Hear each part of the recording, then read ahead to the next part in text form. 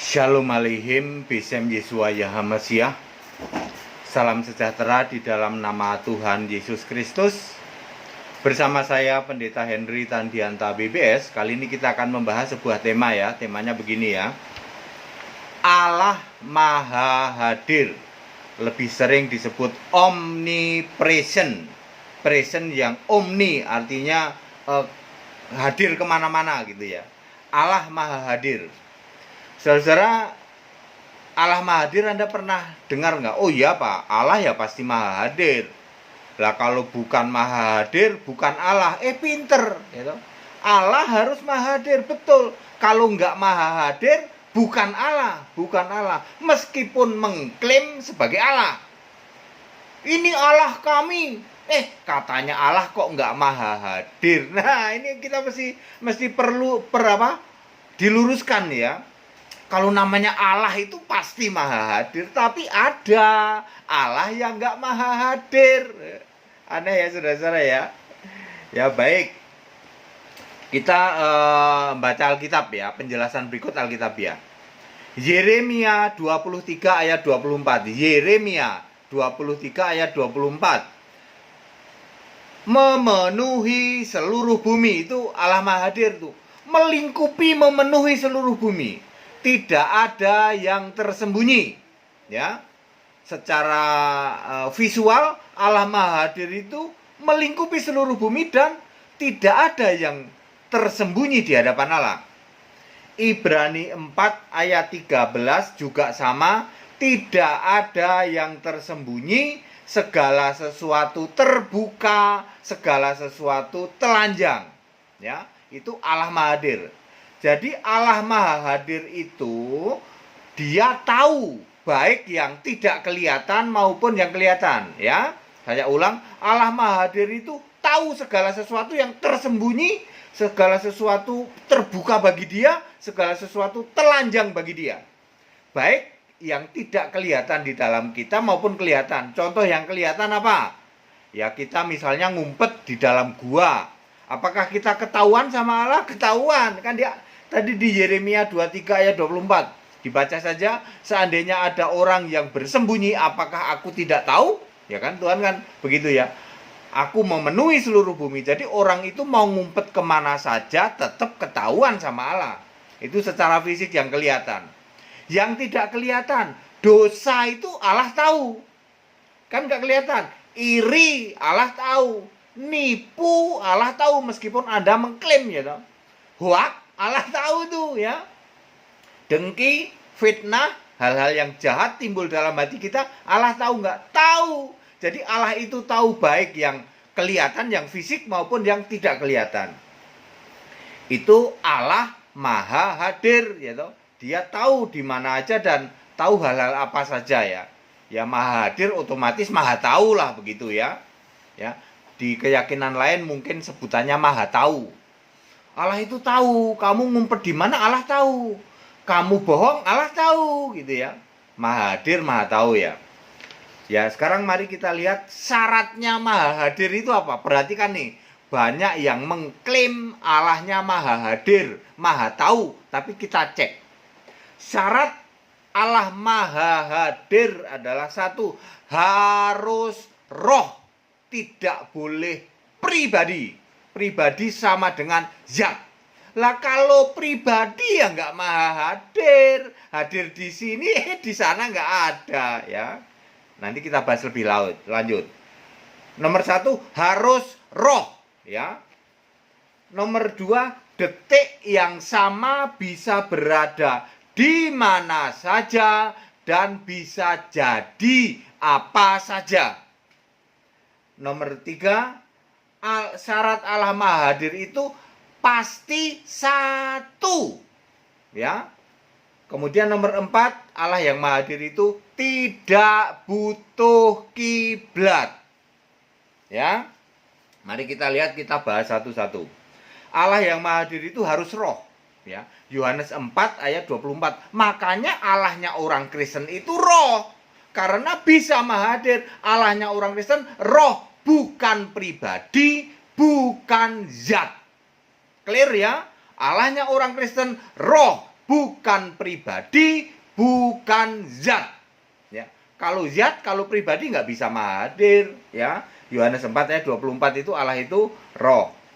Kemudian mari kita bahas detik yang sama nomor 2. Detik yang sama bisa berada di mana saja, bisa berada jadi apa saja. Ya, ini yang sering tidak dipahami. Kita mengibaratkan matahari, ya toh. Matahari menyinari seluruh bumi. Ya, ada tanaman kena sinar matahari, ada binatang kena sinar matahari, manusia juga kena sinar matahari. Bagi tumbuhan, sinar matahari merupakan energi untuk tumbuh. Bagi binatang, sinar matahari merupakan panas atau stimulus atau perangsang untuk bergerak.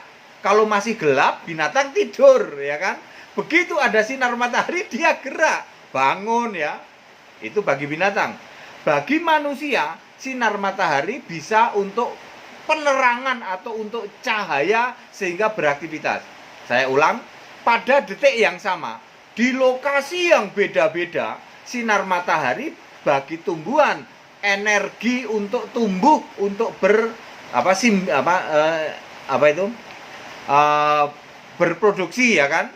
Kan tumbuhan terus tumbuh, ya. Bagi binatang di tempat lain pada detik yang sama merupakan gerak, untuk gerak, tanda untuk bergerak, dan merupakan panas untuk gerak. Bagi manusia merupakan cahaya penerang. Pada detik yang sama matahari bisa sebagai sumber energi, bisa sumber panas, bisa sumber cahaya. Dan tempatnya beda-beda. Ini ilustrasi Allah itu roh maha hadir. Allah yang roh itu bisa berada di 4, miliar hidup atau hati orang-orang Kristen di seluruh dunia. Tetapi rohnya tetap satu. Roh Kudus itu tetap satu. Matahari berada bisa untuk tumbuhan, binatang, manusia. Mataharinya tetap satu. Detik yang sama beda-beda fungsinya. Ya, demikian pula Allah. Makanya syaratnya Allah harus roh. Di Amerika Allah ini berkarya terhadap seseorang, menyembuhkan orang sakit. Detik yang sama di Afrika membangkitkan orang mati, atau mungkin mujizat yang lain. Di Indonesia detik yang sama bentuknya misalnya badai gitu ya. Badai bisa dihentikan gitu, mujizat begitu. Detik yang sama lokasinya beda-beda, bentuk atau wujud atau bentuk mujizatnya beda-beda. Tapi Roh Kudusnya tetap satu. Itu Allah roh. Pada detik yang sama, di mana saja, jadi apa saja bisa. Itu Allah roh, ya. Ya, kemudian Allah roh itu pasti satu. Tidak mungkin 4 miliar tadi berada di kan 1 Korintus 3 ayat 16. Tidak tahukah bahwa tubuhmu adalah bait Roh Kudus? Terus Roh Kudus ada di dalam 4,7 miliar orang Kristen di seluruh dunia. Apakah Roh Kudusnya 4,7 miliar? Tidak. Roh Kudusnya satu, karena Allah itu roh maha hadir. Itu maksudnya. Di surga ada suara, dari suara ada surga. Inilah anakku yang kukasih, kepadanya aku berkenan. Di dalam Matius 3 ayat 17 maupun Matius 17 ayat 5, ya toh. Lalu di Matius 3 ayat 17 ada sosok seperti burung merpati, itu Roh Kudus. Kemudian ada Roh Kudus di dalam diri Yesus. Apakah itu 3 pribadi? Tidak, satu. Makanya pemahaman pribadi buang. Kalau Allah itu pribadi 3. Tapi Allah itu yang benar roh. Makanya doktrin pribadi inilah penyesatan luar biasa. Pada mulanya adalah firman. Firman bersama-sama dengan Allah, dan firman itu adalah Allah. Kalau doktrin pribadi, maka ada 2. Ya, ada Allah, ada firman Allah. Yang benar adalah Allah itu roh. Pada mulanya adalah firman, firman bersama-sama dengan Allah, firman adalah Allah. 2 apa 1? 1. Karena Allah itu roh. Ya. Kemudian ciri lain, tidak butuh kiblat. Yo, bohong kalau Anda mengklaim Allahku maha hadir, kok butuh kiblat? Contoh, Yahudi butuh kiblat. Kiblatnya ke Yerusalem, ya. Ya, nyembah Allah butuh kiblat karena dulu Allah hadir di dalam namanya tabut perjanjian. Sehingga tabut perjanjian ini dianggap Allah hadir di situ. Jadi di mana tabut perjanjian itu ditaruh, semua kiblatnya ke tabut perjanjian. Tabut perjanjian ada di Bait Allah di Israel. Sampai hari ini Israel menganggap tabut perjanjian seolah-olah masih ada di Yerusalem, sehingga semua orang Yahudi di seluruh dunia kalau doa kiblatnya ke Yerusalem. Ya, itu bukti bahwa Allah itu zat. Gitu. Orang Ortodok juga kiblatnya maupun orang penyembah patung kiblatnya ke patung itu. Ya, di mana-mana nyembahnya ada patung, gitu. Itu untuk kiblat dia. Ya, Allah Maha Hadir tidak butuh kiblat. Bohong kalau mengatakan bahwa Allahku Maha Hadir, kok Anda butuh kiblat? Berarti cuman klaim doang. Allahku Maha Hadir nih, tapi kok butuh kiblat? Berarti cuman klaim doang. Di dalam Alkitab ditulisnya Allah huruf kecil, yaitu 1 Korintus 8 ayat 5. Allah huruf kecil ini Allah yang mengklaim doang sebagai Allah Maha Hadir, tetapi butuh kiblat. Katanya Allah tapi butuh dibela. Ya, itu Allah huruf kecil, A-nya huruf kecil 1 Korintus 8 ayat 5. Beda dengan Allahnya orang Kristen, Allah Alkitab 1 Korintus 8 ayat 6, A-nya huruf besar. Itu Allah sejati, roh, tidak butuh kiblat, tidak butuh dibela. Masa iya Allah kok butuh dibela? Allahnya orang Kristen tidak butuh dibela, yaitu Allah yang esa, Yesus Kristus. Itu baru benar, ya. Jadi Allah Maha Hadir atau omnipresent siapa? Allah esa Yesus Kristus, ya toh? Pasti satu, pasti roh, pada detik yang sama bisa berada di mana saja dan sebagai atau menjadi apa saja dan tidak butuh kiblat. Satu-satunya Allah Maha Hadir adalah Allah esa Yesus Kristus. Wah, ya. Bapak Ibu Saudara, padat, singkat dan clear, ya, begitu simpel penjelasannya, ya. Dan Anda bisa tahu, Pak, di luar juga ada yang ngaku Allah Maha Hadir, Allah Maha Tahu. Cek dulu, itu Allahnya A huruf kecil di dalam 1 Korintus 8 ayat 5. Maha Hadir, katanya Maha Tahu, tapi kok perlu kiblat? Oh, berarti Allahnya A huruf kecil. Ngaku Maha Tahu, Maha Hadir, kok perlu dibela? Berarti A huruf kecil, Allah A huruf kecil, ayat Alkitab. Bedakan dengan yang 1 Korintus 8 ayat 6, Allahnya orang Kristen, Yesus Kristus.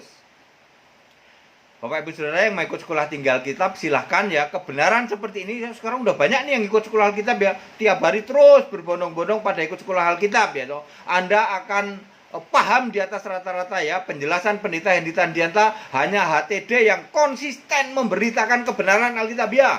Mau dihalangi pakai apapun juga tetap konsisten, ya toh. Konsisten memberitakan kebenaran Alkitabiah. Allah itu esa, Yesus Kristus. Hari gini masih nyembah Tritunggal, udah nggak zamannya, ya. Lewat itu udah expired, ya toh. Allah itu esa, bukan Tritunggal, ya. Allah itu roh, bukan pribadi. Hari gini masih nyembah Allah itu pribadi. Buang konsep Allah pribadi, buang Tritunggal. Allah itu esa, yaitu Yesus Kristus. Ikut sekolah Alkitab, ya. Ya, ikut sekolah Alkitab biar paham di atas rata-rata.